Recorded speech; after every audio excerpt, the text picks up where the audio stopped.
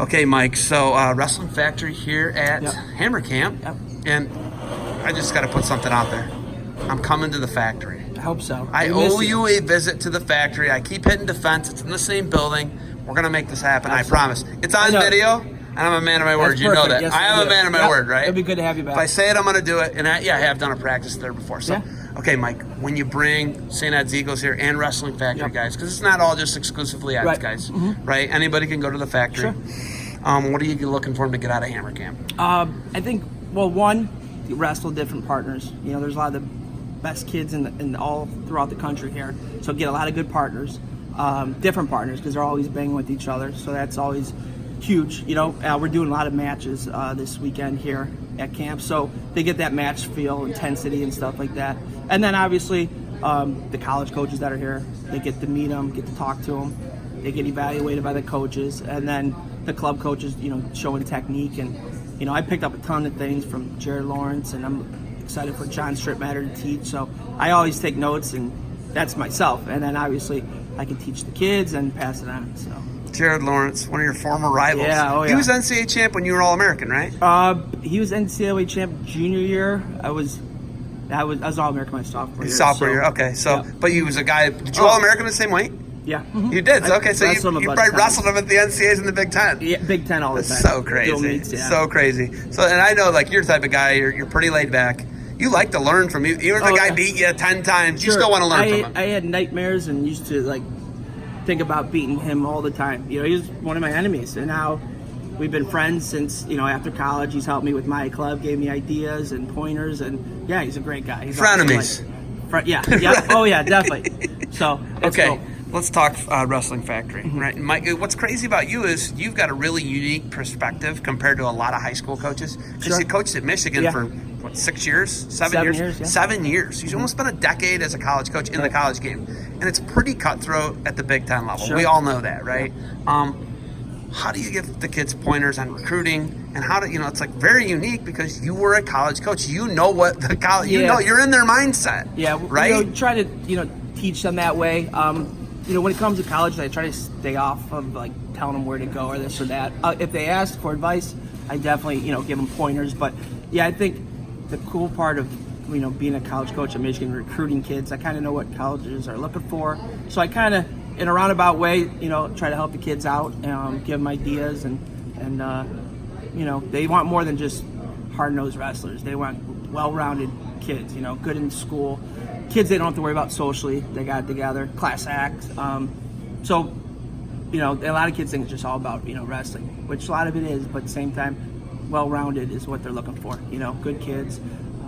And I feel like the college coaches could come to me and ask me what, you know, kind of kid this is, you know. So, you know, I hope it gives them an advantage for sure. I look at like a Kalin Russell, and that's like, I'm just using him as a guy. That's a guy you recruited. Yeah. Oh yeah. Like, and that's a talent level that's off the charts, right? That's a guy who, if he would have followed the Olympic course, maybe he's our Olympian, right? Sure. He's a guy with that potential, and then a two-time champ, All-American, number one guy in the country as a true freshman, right? Like, just an incredible, right? How do you gauge any of the guys you coach? Like, you have Bryce Endonian, you have Patty Gallagher. I mean, the poster children for the Wrestling Factory is a long list of really good guys, right?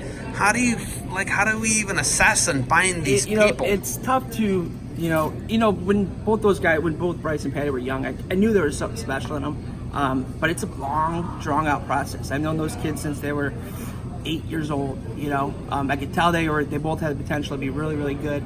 But again, a lot of things can happen in that 7-8 years I've been coaching them. You know, kids could drift away, they could fall out of love with the sport, you know, stuff like that. So it's hard to predict. But, you know, you do see kids from a young age and be like, all right, that kid's got a lot of potential. If he stays with it and, you know, sticks with the grind, and if the parents stick with the grind and not always go other places, you know, it's a process. And not only the kids, but the parents have to buy in. And that's sometimes the hardest thing to relate, you know, and get them to be on board, you know. But I think with having those good kids in the program and the younger kids seeing those kids, you know, stick with the program and have success, it's, you know, it's eye-opening for them. So those are great examples of kids that have been with the factory for a long time and are having a lot of success. So you're a little different than like let's say the Pinnacle. Sure. He has 450 members. It's unbelievable. What's the vision for Wrestling Factory and Mike Kulczycki? Is it always stay in this gritty blue collar Lakewood Cleveland building, or is it to expand? What is the where I would do you like go? to expand a little bit to like another location. Have 2 locations. I think that would be the goal, to get more kids that way. Instead of having 100 kids in the room at once, have 2 locations.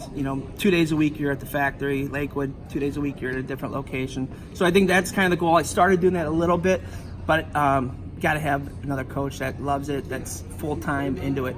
That's always hard to find. So I think that's the most important thing. I got to get somebody on board that is all in like I am, and help grow He's it got that Paulson. way. He's an Olympian. Yeah, he's got a great team. Like Strip Matter's got brothers. But you got the metro area. You got a multi, 2.5 million people between, let's say, Akron, Canton, Cleveland, right? Yeah. You got 2.5 and million, you got a lot of 2 good million, coaches from right? other schools and clubs. Yeah, it's a hotbed, right? It is, definitely. So that's what you're looking for. We're putting it out right now, Mike. Yeah, we're looking for another. We're looking for another coach for the Wrestling Factory who's as bonkers about wrestling as Mike Kulczycki. Exactly. Right? Yep.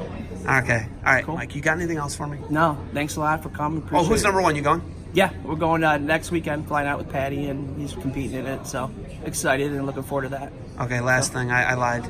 Is Mike Kulczycki still wrestling? How's the body feel? You know what? I had hip surgery in May of this past year, and just the last probably 3 weeks I've been on the mats, rolling around, going semi-live. It's getting better. You're wrestling with this hip surgery? Well, it's since I had hip surgery, I've been back on the mat. I love how crazy and tough you are. You gotta be. You gotta be on the mat. So. All right, thanks for the time. We gotta practice. Cool. And keep grinding. Wrestling Factory, Lakewood, Ohio. Yep. Right, Mike. Keep it up. Thanks, Eb.